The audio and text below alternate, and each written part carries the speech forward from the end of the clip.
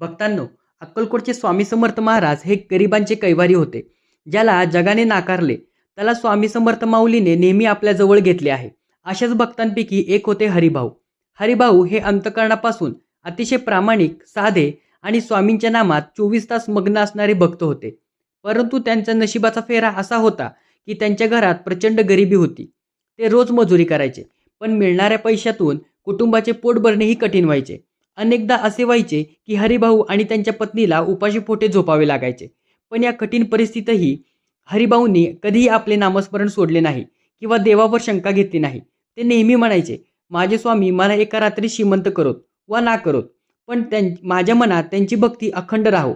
चला तर मग आता रहस्याचा पडदा बाजूला सारूया आणि पाहूया की स्वामींनी हरिभाऊंची ही परीक्षा कशी संपवली. एकदा अक्कलकोटमध्ये प्रचंड मोठी जत्रा भरली होती. हजारो भक्त स्वामींच्या दर्शनासाठी दूरदूरून आले होते. हरिभाऊही स्वामींच्या दर्शनासाठी व्याकुळ झाले होते. ते दरबारात आले आणि गर्दीच्या एका कोपऱ्यात उभे राहून स्वामींच्या तेजस्वी मुखाकडे पाहू लागले. स्वामी वटवृक्षाखाली बसून भक्तांना आशीर्वाद देत होते. अचानक स्वामींनी गर्दीतून थेट हरिभाऊंकडे पाहिले आणि मोठ्याने कडाडले, हरिबा, अरे किती दिवस आम्हाला उपाशी ठेवणार? चल, आज आम्ही तुझ्या घरी जेवायला येणार. स्वामींचे हे शब्द ऐकून हरिभाऊंना एकाच वेळी प्रचंड आनंद झाला आणि दुसरीकडे त्यांच्या पोटात भीतीचा गोळा आला. आनंद या गोष्टीचा होता की साक्षात परब्रह्म त्यांच्या घरी येणार होते, आणि भीती या गोष्टीची होती की घरात स्वामींना ताटात वाढण्यासाठी अन्नधान्याचा एक दाणाही नव्हता. हरिभाऊ धावत घरी आले. त्यांनी त्यांच्या पत्नीला सांगितले की साक्षात स्वामी महाराज आपल्या घरी जेवायला येत आहेत. त्यांची पत्नीही घाबरली. तिने घरातील सर्व डबे, धान्याची कोठी तपासून पाहिली, पण दुर्दैवाने संपूर्ण घर रिकामे होते. शेवटी तिने शेजाऱ्यांकडून जाऊन थोडेसे पीठ आणि तांदूळ मागून आणले आणि कसेबसे 2 घास तयार केले. दुपारच्या वेळी साक्षात स्वामी समर्थ महाराज हरिभाऊंच्या झोपडीत आले. हरिभाऊंनी अत्यंत प्रेमाने स्वामींचे पाय धुतले आणि त्यांना बसायला आसन दिले. हरिभाऊंच्या पत्नीने अत्यंत संकोचाने डोळ्यात अश्रू आणून ते साधे जेवणाचे ताट स्वामींसमोर ठेवले आणि म्हणाली, माऊली, आम्ही गरीब आहोत. आमच्याकडे तुम्हाला खायला घालण्यासाठी उत्तम पक्वानही नाहीत. जे काही आहे ते कृपया स्वीकारा. स्वामी समर्थ महाराज मोठ्याने हसले. त्यांनी त्या ताटातील जेवणाचा पहिला घास घेतला आणि तृप्ततेचा ढेकर दिला. स्वामी म्हणाले, अन्नाची चव पक्वानात नसते ग माते, ती तुमच्या प्रेमात आणि भक्तीत असते. स्वामींनी जेवण केले. जाताना स्वामींनी हरिभाऊंच्या पत्नीला जवळ बोलवले आणि त्यांच्या हातामध्ये आपल्या धुनीतील पवित्र अंगारा दिला. स्वामी कडाडले, जा, हा अंगारा तुझ्या घरातील त्या रिकाम्या धान्याच्या कोठीत टाकून दे आणि लक्षात ठेव, आजपासून या कोठीचे झाकण कधीही उघडून पाहू नकोस. मागून हात घालून धान्य काढत जा. हा स्वामींचा आशीर्वाद आहे. स्वामी निघून गेले. स्वामींच्या आज्ञेनुसार हरिभाऊंच्या पत्नीने तो अंगारा रिकाम्या कोठीत टाकला आणि त्यानंतर जो घडला ते तर चमत्कारच. ते पाहून दोघांचे डोळे चक्रावून गेले. दुसऱ्या दिवशी सकाळी जेव्हा तिने कोठीत मागून हात घातला, तेव्हा तिचा हात पूर्णपणे गव्हाणे आणि तांदळाने भरला. तिथे जितके धान्य काढले तितके धान्य तिथे पुन्हा निर्माण व्हायला गेले. धान्याची ती कोठी संपता संपत नव्हती. हरिभाऊंच्या घरात साक्षात माता अन्नपूर्णा आणि लक्ष्मी स्थिर झाली होती. त्या दिवसानंतर हरिभाऊंनी दारातून कोणतेही गरजू आणि गरीब माणूस कधीही उपाशी गेला नाही. स्वामींनी त्यांच्या भक्तीचे चीज केले होते. माझ्या प्रिय भक्तांनो, ज्याच्या घरावर साक्षात स्वामींचा आणि अन्नपूर्णा मातेचा वरदहस्त असतो, तिथे कधीही अन्नाची चव आणि धनाची बरकत कमी पडत नाही.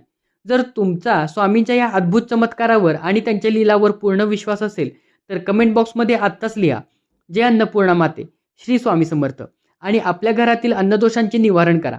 मित्रांनो, हरिभाऊंची ही कथा केवळ ऐकण्यासाठी नाही, तर यातून आपल्याला सर्वात घरात बरकत कशी आणायची याचे वास्तुशास्त्राचे 3 मोठे नियम शिकायला मिळतात.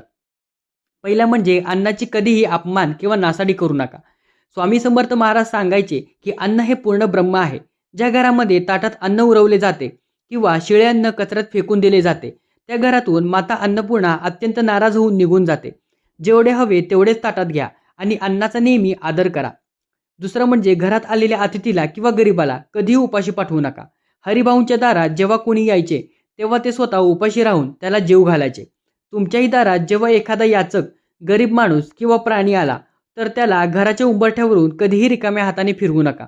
त्याला काहीतरी खायला नक्की द्या, कारण कोणत्या रूपात स्वामी तुमच्या घरी येतील हे सांगता येत नाही. तिसरं म्हणजे स्वयंपाकघराची स्वच्छता आणि पवित्रता जपा. वास्तुशास्त्रानुसार स्वयंपाकघर हे माता अन्नपूर्णेचे स्थान आहे. जेव्हा रात्री जेवण झाल्यानंतर कधीही सिंकमध्ये खरकटी भांडी ठेवू नका. स्वयंपाकघर नेहमी स्वच्छ आणि सुगंधी ठेवा. रात्री झोपण्यापूर्वी स्वयंपाकघर स्वच्छ केल्याने घरात सकारात्मक ऊर्जा आणि पैशांची आवक सुधारते. प्रिय स्वामी भक्तांनो, आज हा संदेश वाचून अनेक घरांमध्ये अन्नाचा आदर केला जाईल आणि घरातील दारिद्र्य दूर होईल. जर तुमचा स्वामींच्या या पवित्र आणि मोलाच्या शिकवणीवर पूर्ण विश्वास असेल तर हा व्हिडिओ तुमच्या व्हॉट्सअपवरील 5 मित्रांना नक्की शेअर करा आणि आपल्या लाडक्या चॅनलला आत्ता सबस्क्राईब करून बेल आयकॉन दाबायला विसरू नका. माझ्या प्रिय स्वामी भक्तांनो, हरिभाऊंसारखी निस्सीम भक्ती जर आपल्या मनात असली तर स्वामी आपल्याला कधीही कोणत्याही गोष्टीची कमतरता पडू देणार नाहीत. जग तुम्हाला कितीही गरीब समजेल, पण जर तुमच्या हृदयाच्या सिंहासनावर साक्षात स्वामी समर्थ महाराज विराजमान असतील तर तुम्ही या जगातील सर्वात श्रीमंत व्यक्ती आहात. तुमच्याही आयुष्यात जर काही पैशांची किंवा धान्याची नड नडली तर डोळे बंद करून हरिभाऊंचे स्मरण करा आणि स्वामींकडे प्रार्थना करा की स्वामी तुमच्याही घरात अदृश्य रूपात अन्नपूर्णा मातेला नक्की पाठवतील.